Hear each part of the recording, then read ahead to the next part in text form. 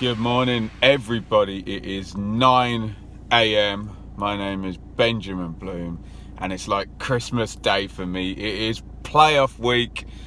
Championship playoffs start today, and we're trying another 2 matches in one day match experience. Now, if you remember, the first one was Sheffield United at 12:15.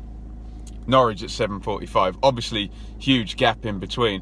This one's a little bit more ambitious. What could possibly go wrong with Aston Villa versus West Brom at 12:15 and Derby versus Leeds at 12:30 and then 5:15. Even tighter than I thought. Oh my god. So the idea is that the 2 hours for the Villa game finishes at 2:30.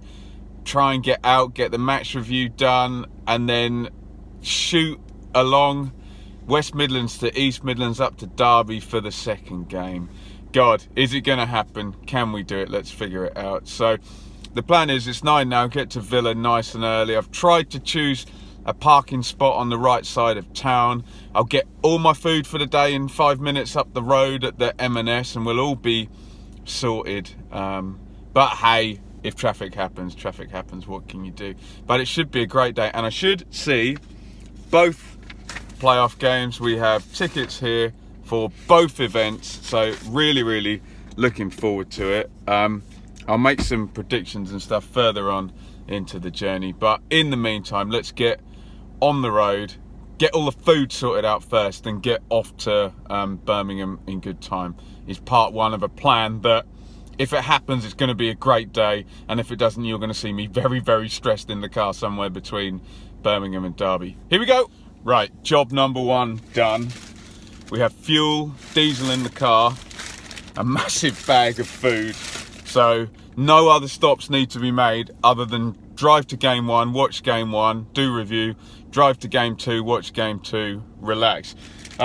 We have the breakfast of kings as well. It's a 660ml bottle of Pepsi Max and a high protein bar cookie dough by Grenade Carb Killer. So in about 20 minutes I'm going to be absolutely off my tits on fake sugar, which is going to be fun. I won't shoot anything in that time. Right, I think I've got the video on now, so I think the sat nav said 10:38 or something. So about an hour and a half up to Villa.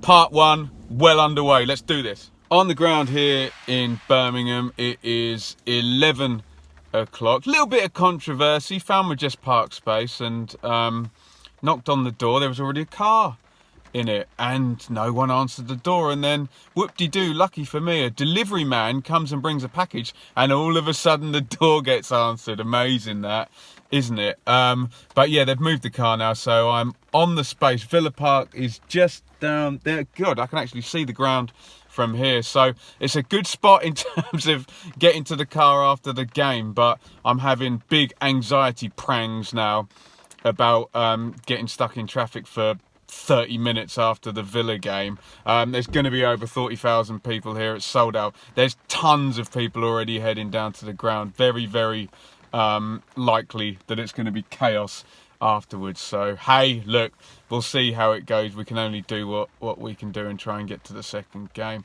So I'm gonna eat my dinner and then I'm gonna head to the ground. Game number 1, playoff semi number 1 is Aston Villa versus West Brom. I'll eat my food and then I'll get my game face on. Here we go.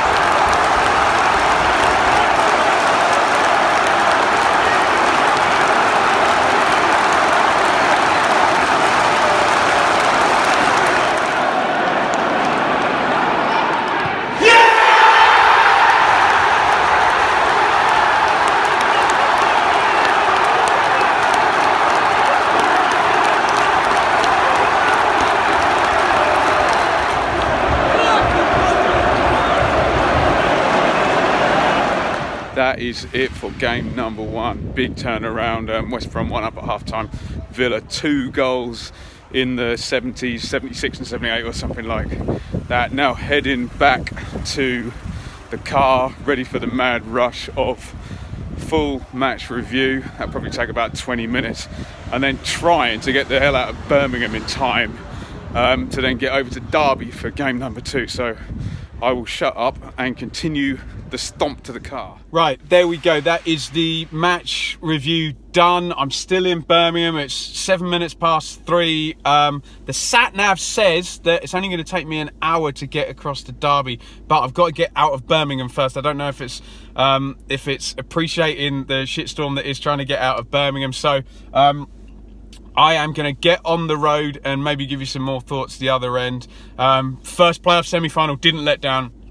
Loads of drama, loads to talk about. Maybe I'll summarise, but I need to get on the move. Goodbye. I hate to tempt fate, but this is going terribly well. I'm on the M42 North. It is 3:32. Got out of Birmingham fine. Okay, I guess I should take some credit for that, for cleverly choosing my parking spot so I could swing out onto the A38. I've had my food, so I'm not going to get hangry or lose concentration or have to buy a pie from Derby County.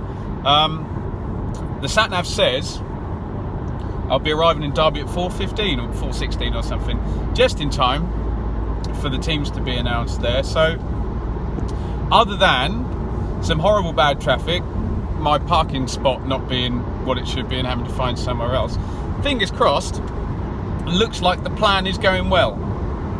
So I will concentrate on the plan and see you in Derby. It is 4:33. I'm in Derby. I'm calm. I'm about 10 minutes from the ground, so 45 minutes to kick off. The teams are in, so everything's gone to plan so far, but I don't want to tempt fate, so I'm going to go and find the ground, find my seat, and enjoy playoff semi number 2. The first video is already up and is doing well, so all is going well. Really happy.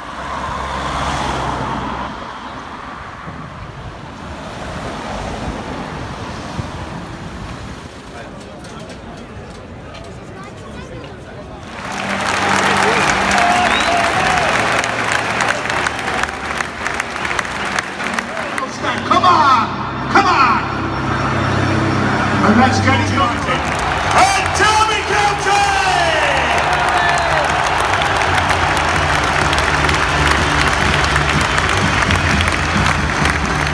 Half time at Derby, game number 2. 0-0, a bit more even than the first one. Familiar story though with Leeds. They're on top, they're pressing well. No clear chances. Will they give Derby a chance in the second half, like they've tended to during this run-in? Let's go and find out.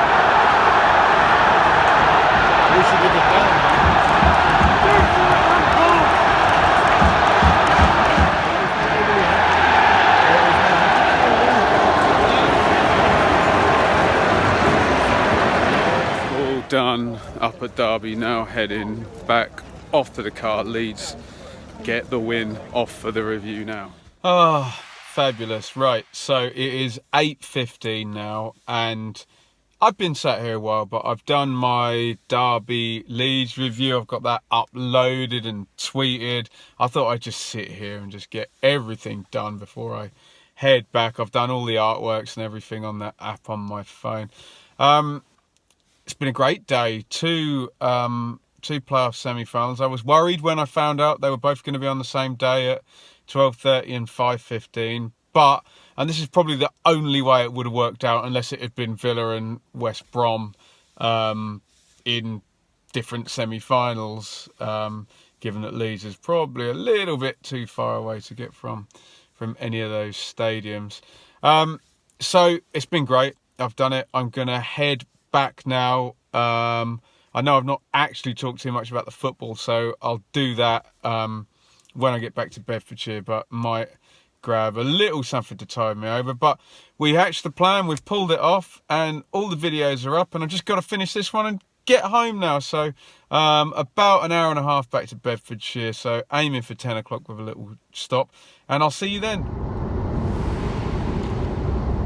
Whoa, we're on the M1 now.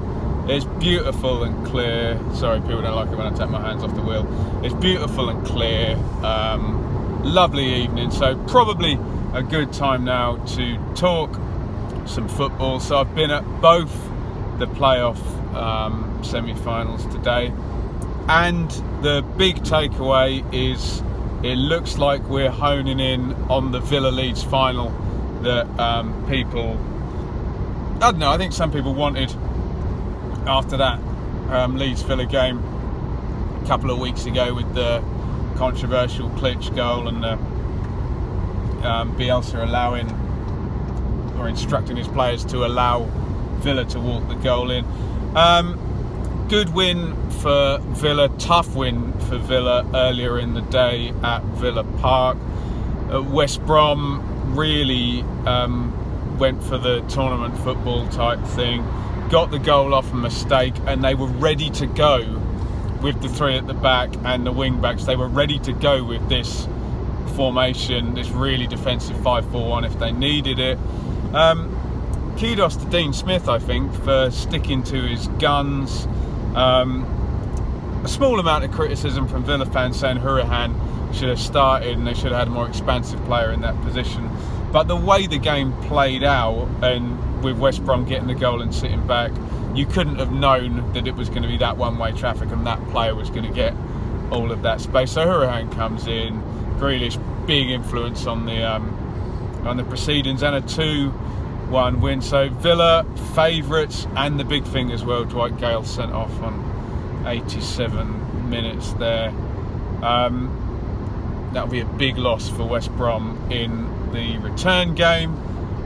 So yeah, like I say, Villa strong favourites in that one. In the days of away goals, you would say West Brom could cling on to that away goal and go for the 1-0 win, but not anymore now. So West Brom, to beat Villa now without penalties, need to win by 2 clear goals, and Villa can go there and draw. And in the second game, Leeds were good. Leeds were back to being a bit less chaotic and a bit less soft. And you can see with Leeds that so much of their ability to keep goals out depends on their dominance of the game, really. You wouldn't say they had to defend well against Derby, but they did defend well because it's all on the front foot and everyone pressing forward and stopping things at source. And Leeds get the win. Roofe gets the goal, and I do think he gives them a threat in behind that Bamford maybe doesn't. So wouldn't be surprised now to see Roofe start the return game, and if they get to Wembley, he starts up front as well. So good win for Leeds, and they obviously go into a home game in the second leg, so you make them even stronger favourites than Villa. Leeds have a 1-goal lead and Villa have a 1-goal lead, but Villa have an away game to play. Leeds have a home game. So the simple maths and the simple equation says roll on a Leeds versus Villa final, but the Championship doesn't work like that, and there's no big gap. There's no when Derby thrashed Brighton in that first game or Hull thrashed Derby in that first game. There's none of that. Both ties are still alive, so still a lot to play for in the second games. Anyway, back to the match experience side of it. It's 20-9. It's a really, really beautiful evening. When you do come out of the Midlands on the M1, you're kind of coming down towards the home counties, and call me a little Englander, but it's quite beautiful coming down here. As you know, if you watch the channel, I do a lot of miles on this road bringing the Championship stuff to you guys, so I'm going to get a podcast on or some music or something and have a listen to that and a chill out, and probably try and find some food on the way back, and I'll give you my final little sign off, probably in the dark, if the sun has set by 9:45 or 10 o'clock, whatever time I get. Of course the sun will have set by then. What am I talking about? I'll give you my final thoughts back in Bedfordshire. I stopped off at the highly depressing Leicester Forest East services. I just thought I'd get some food now. So this was a kind of vegetable curry thing with some rice. This was a Diet Coke and these were some spring rolls. So I am fed and a slight plan change, but now I will head out that door and do the last leg. That'll do. There you go. Home at last. 10:27. So it is another 2 games in one day match experience. Less stressful than the whole Sheffield Norwich thing. Bit of a shorter day as well. I can't even remember. What time did I go? About 9 AM. So still a good 13 hours as opposed to 18 hours, which I think the last one was. Plenty of drama, plenty of fun. The plan all seemed to work out okay. Couple of hitches along the way. I don't think I would have got my parking spot in Birmingham if the nice lady hadn't had to answer the door to the delivery man. She didn't seem very keen to open the door to me. So there you go, the joys of Just Park. It wasn't too stressful a run across from Birmingham to Derby, and everything all went swimmingly with that, and I just took my time with the rest of the stuff, getting all that done and heading back home, ready for a bit of rest ahead of a big week of content. So this video, we're Saturday night. I'll get this match experience up tomorrow. There's already up on the channel the match review from Villa West Brom and the match review from Derby and Leeds. They're both doing quite well already, but hopefully should be doing some good numbers by late tomorrow. Only get really 48 hours sort of relevance on these match reviews. And then looking into next week, I mean, get your ideas in the comments for what you want to see, but I'm planning to do, I guess the press conferences will be on Monday for the first championship one and Tuesday for the second.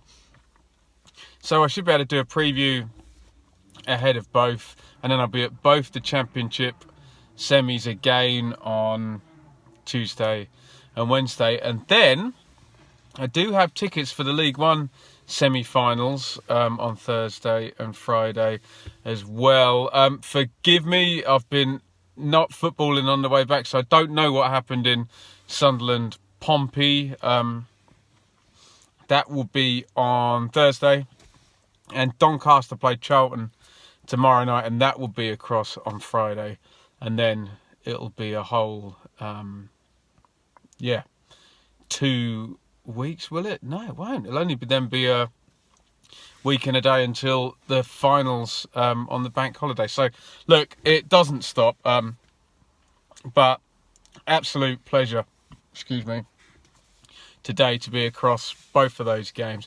Plenty of drama as per usual. 40,000 people at Villa Park. Away team takes the lead. Substitute scores, then a penalty, then a red card for a star player. And then going into the Leeds game, Leeds take the lead, and then we get a penalty given and then taken back, and an apparent headbutt and an apparent elbow. So normal levels of playoff drama. Both games in the balance, but Leeds and Villa looking favourites for the finals. Thank you for watching. Hope you've enjoyed a little kind of visit inside the madness of trying to do 2 games that close together in different places. But I think it worked out all right. I think the EFL just about gave us enough time, but bit lucky with some of the scheduling, has to be said.